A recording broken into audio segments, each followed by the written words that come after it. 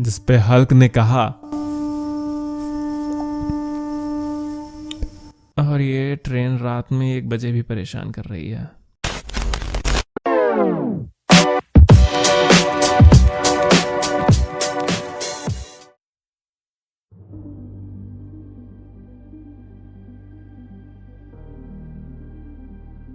Thor ने iron man को बुला लिया था। आयरन मैन ने आते ही हल्क पर ताबड़तोड़ हमला करना शुरू कर दिया, लेकिन हल्क कहाँ रुकने वाला था।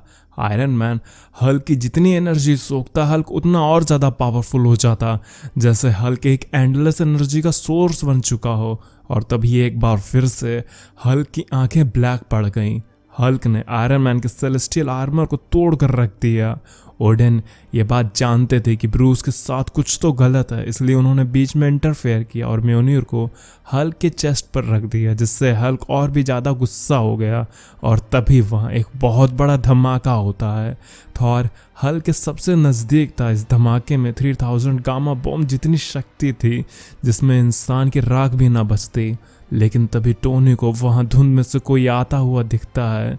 ये थॉर था, जो कि गामा बॉम्ब के कांटेक्ट में आकर हल्क बन चुका था। तो आज का ये एपिसोड काफ़ी एक्शन से भरा होने वाला है, जिससे मैं पूरी कोशिश करूँगा कि एक्शन के साथ ही एक्सप्लेन करूँ।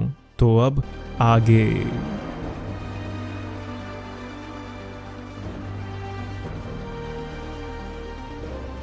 हल्क बनने के बाद थॉर भी एकदम बेकाबू हो चुका था। ये एकदम ऐसा था जैसे आसमान में दौड़ती हुई बिजली अगर पागल हो जाए। आयरन मैन हल्क से वैसे भी निपट रहा था, लेकिन तभी थॉर हल्क के रूप में आयरन मैन पर हमला कर देता है। वो सेलेस्टियल आर्मर का कवच तोड़कर टोनी को उससे बाहर निकालकर फेंक देता है। टोनी की तो फटके हाथ में आ चुकी थी। वैसे भी एक हल्क कम नहीं था और अब तो 2-2 हल्क हो चुके थे। टोनी थॉर से कहता है, थॉर प्लीज रुक जाओ, मैं तुम्हारा दोस्त हूँ। लेकिन इससे पहले थॉर टोनी पर कोई अटैक कर पाता, तभी बीच में हल्क आ जाता है, जो थॉर को मुक्का मारकर दूर फेंक देता है। वो तो हल्क की वजह से टोनी की आज जान बच गई, लेकिन हीरोज कभी भी हल्क के इन कामों को ज्यादा दिल से नहीं लेते हैं। टोनी ने पूछा, ब्रूस क्या ये तुम हो? हल्क ने पलटकर कहा, हाँ, ब्रूस नहीं, कोई ब्रूस नहीं, तुम भागो यहाँ से। और तभी एक जबरदस्त मुक्का हल्क को भी पड़ता है। ये लड़ाई पहले तो रेज वर्सेस थंडर की थी, लेकिन अब खुद गॉड ऑफ थंडर रेज बन चुका था। थॉर ने थंडर को सम्मन करते हुए हल्क पर चुपका मुक्का दे मारा। वो तो ये हल्क था जो थॉर की इस रेज को झेल सकता था। कोई और होता तो अब तक वो भरता बन गया होता। वहीं ब्रूस को भी अंदर ये झटका महसूस होता। वो कहता है, आखिर हल्क के साथ ये हो क्या रहा है? पर तभी वहां पर ओडेन आ जाते हैं। ओडेन ने कहा, ब्रूस बैनर, हमें तुम्हारी जरूरत है। तुम्हारी वजह से थॉर एक तुम्हारे ही जैसा मॉन्स्टर बन चुका है। अगर उसे नहीं रोका गया तो वो तुमको तो मार ही देगा, और तो और वो सब कुछ बर्बाद कर देगा। ब्रूस ने भी कहा, हाँ आप सही कह रहे हैं ओडेन। तो ओडेन ने पूछा, मुझे बताओ कि इसके लिए तुम्हें किस चीज़ की ज़रूरत है? जिस पर ब्रूस ने कहा, सबसे पहले तो मुझे हल्क पर्सोना को कम्प्लीटली अपने काबू में लेना होगा। मुझे इंजन रूम पर अपना कंट्रोल फिर से लेना होगा। ओडेन ने कहा, मुझे जरा साफ शब्दों में बताओगे ब्रूस कि मैं तुम्हारे लिए कैसे काम आ सकता हूँ? जिस पर ब्रूस ने कहा, वेल ओडेन, मुझे आपसे एक बहुत बड़ा फेवर लेना होगा। वहीं थॉर हल्क पर पंचेस बरसाए जा रहा था और हल्क खुद को रोक रहा था। हल्क ने थॉर से लड़ने के लिए मना किया, लेकिन थॉर को अभी गामा रेडिएशन को कंट्रोल करना नहीं आता, इसलिए वो होल्ड बैक नहीं करता।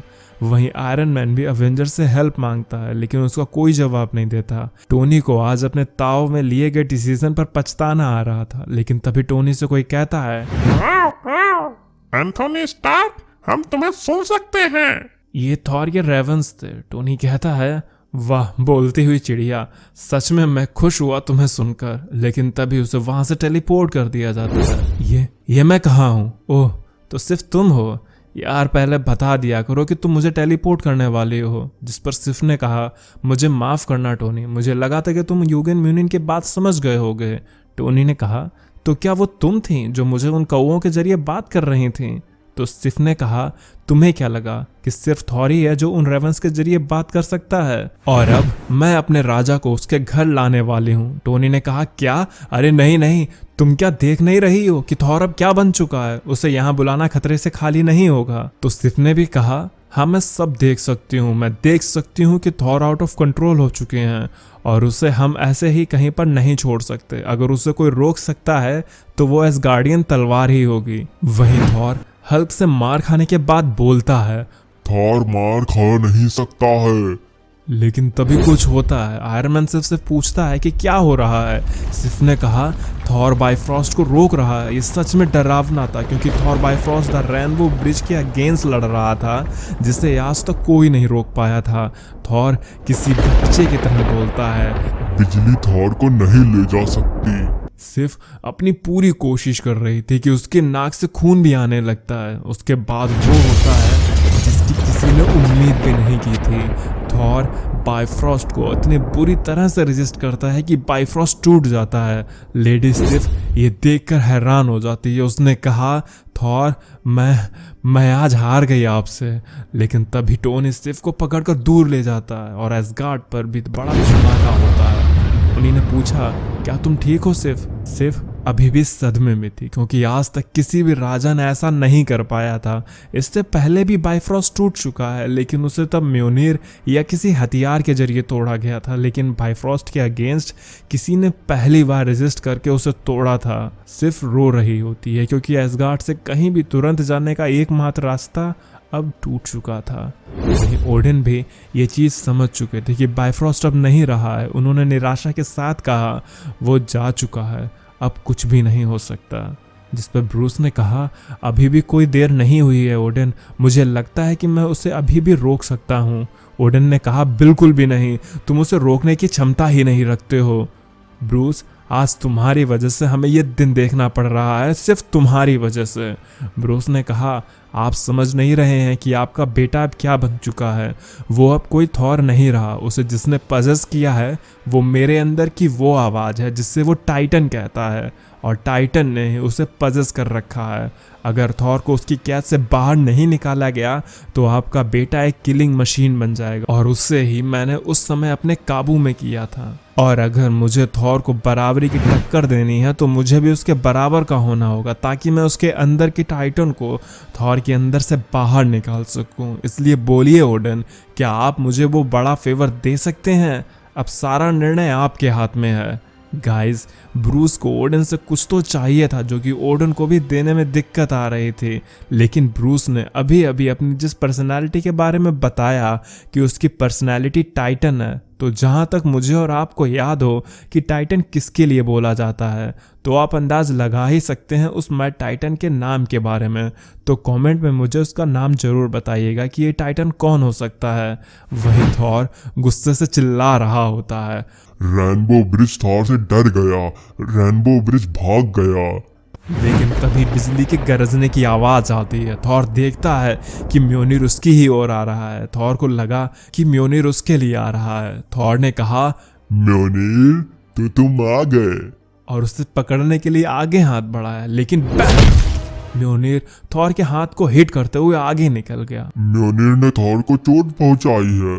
अंदर इंजन रूम में ओडिन ब्रूस से पूछते हैं कि क्या ये करना सही होगा। ब्रूस ने कहा, वो तो हम तब तक पता नहीं कर सकते जब तक कि हम ट्राई नहीं करेंगे। और हल्क म्योनिर को पकड़कर जमीन पर पटक कर दे मारता है, ठीक वैसे जैसे डोनाल्ड ब्लेक पटकता था। फिर तब हम क्या देखते हैं कि हल्क अब थॉर बन चुका था। मतलब हल्क में भी थॉर की शक्तियां आ चुकी थी और यही वो फेवर था जो कि ब्रूस को ओडिन से चाहिए था कि उसे थॉर की शक्तियां चाहिए थीं जिससे वो थॉर की बराबरी कर सके।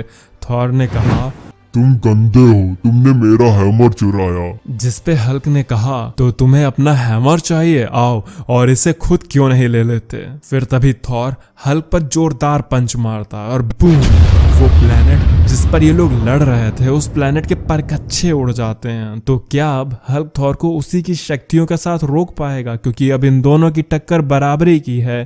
थॉर में भी हल्क की शक्तियां हैं और हल्क में भी थॉर की शक्तियां हैं।